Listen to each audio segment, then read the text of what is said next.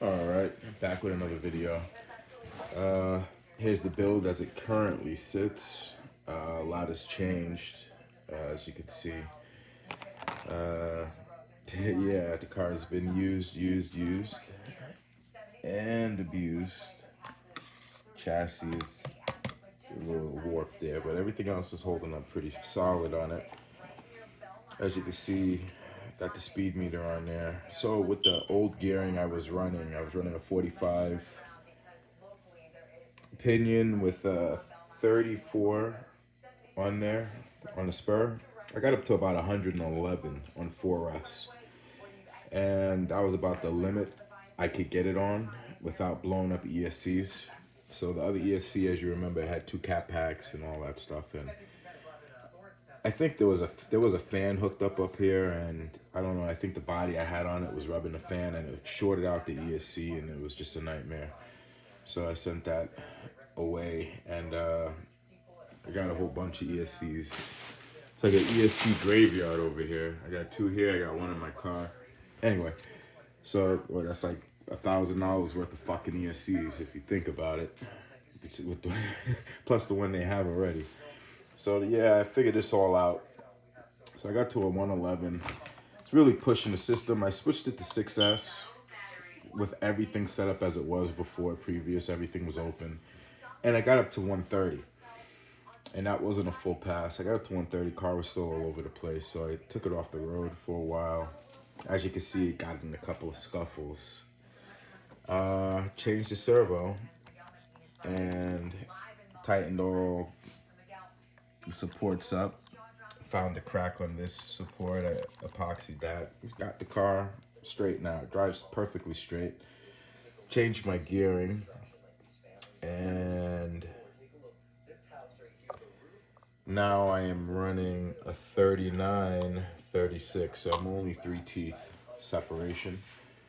And I think I have it geared for a reliable, safe 130 without blowing up ESCs, without putting too much load. Because this motor, as you can see, like, this is a flow pack spool on it.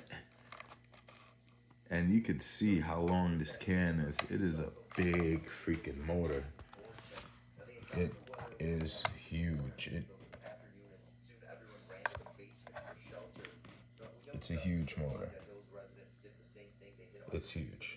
So it pulls a lot of amps on 4S. 6S is pulling 500 amps, 400 or 500 amps, and it's revving to 30,000 RPMs, give or take 33,000 on 6S. So I have it geared for 6S. See if I can get into the 130s, 140s. And that's with spinning it without overgearing it. I could always just, go back to 45, 36, 45. I could always overgear it, and I'm just going to be popping ESCs. The motor can handle it, but the ESC can't. So right now I'm pretty much fighting what the ESC can give out, seeing this motor is... Alright, people would say it's inefficient. And I guess for what you're getting out of it, it's not inefficient. It's just what you get what you want out of it. So I wanted a peppy motor that if I undergeared it, I could just drag race the hell out of it. Or if I wanted to do speed runs, I could do speed runs. So right now I'm trying to get the speed run mode done. And then after that's successful, I'm going to put a shorter can in it, because this is just too much. When this thing hits power, the car is I cannot safely enjoy this car unless I have an open parking lot that's like Hershey Park size. Literally. If anybody's been to Hershey Park in Pennsylvania, you know what I'm talking about. Like, that's the type of space I need. Otherwise, it's just not fun. It's just, I'm worried about crashing and rebuilding, and it's just not enjoyable anymore. So this motor is going to come out of there, and it's going to go into my X-Max, which I just put back on the road yesterday, and then I crashed. As you can see, I literally crashed it, and it broke the whole front off. It literally broke it. The front diff is not attached to anything. It's literally freewheeling. I don't know what the hell's going on, so I'm gonna tear that all apart. And after I put a new motor in this, I'm gonna pull this motor out and I'm gonna put it in that X Max, and I'm gonna probably try to run 10S on it and beat the shit out of it. Yep, that's probably the next plan. But until then, it's gonna stay in here, and I'm gonna try to get some good numbers with it. I know I can get really, really good numbers. I just don't have road. I'm fighting road. I'm looking for a location. The most location, it's just not enough road. I need like half a mile of cornfields, and I found it. It's just to drive 25, 30 minutes there to just, to get a run in or two, and then it's just a lot. I'm not really into it like that right now. But when I get this thing successful, I will be pumping chassis out and selling them as full builds. So that's the purpose of all of this, is to, figure out what I'm doing so I can help the community and then pump out full builds. This car, as you can see, is fully locked. And that, to me, makes a big difference. Especially, like, this car apparently likes to lose tires. Like, if I don't tighten it after a day of running, the next day I take it out, I'll lose a lug nut. I just forget sometimes. And, I'm able to control the car when that happens. It doesn't just spin out because all the wheels are locked. I can actually even bring the car back, which is kind of weird. It's kind of cool. So, and the turning radius isn't that bad.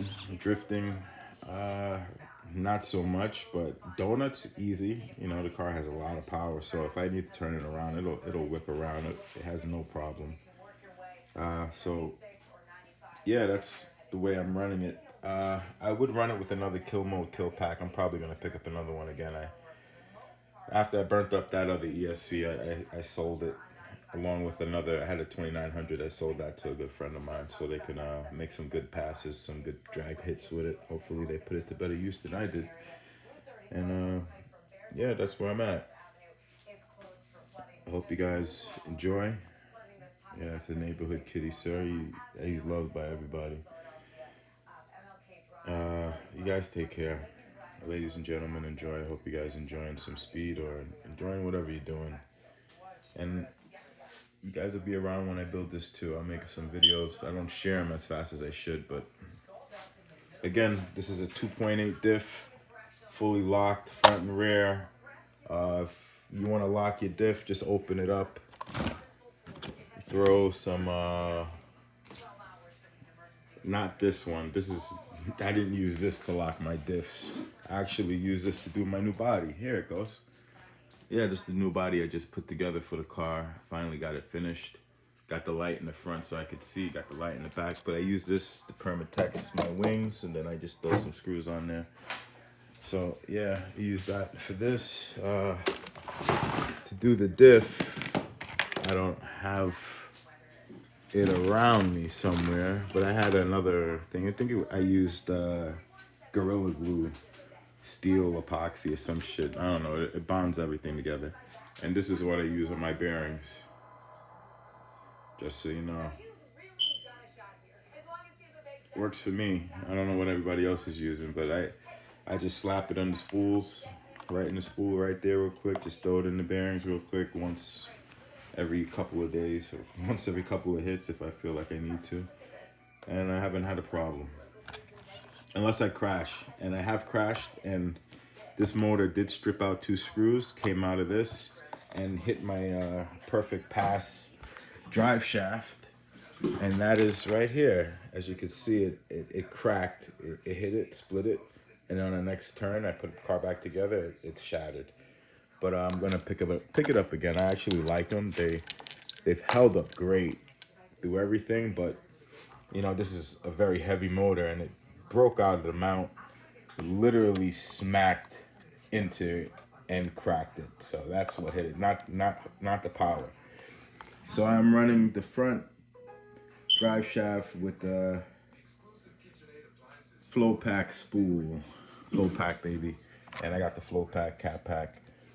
I'm gonna get 2 flow pack capacitors, 8S, and do a new ESC setup. I'm not sure who I'm gonna use yet, but if I keep this car and keep this motor in this car, I'm definitely changing out that ESC because it's not able to keep up with this 5680 1920 kV, right? That's a 5680 1920 kV. I don't know if you can see anything there. All right, there it is. All right, 1920. It's a beautiful motor.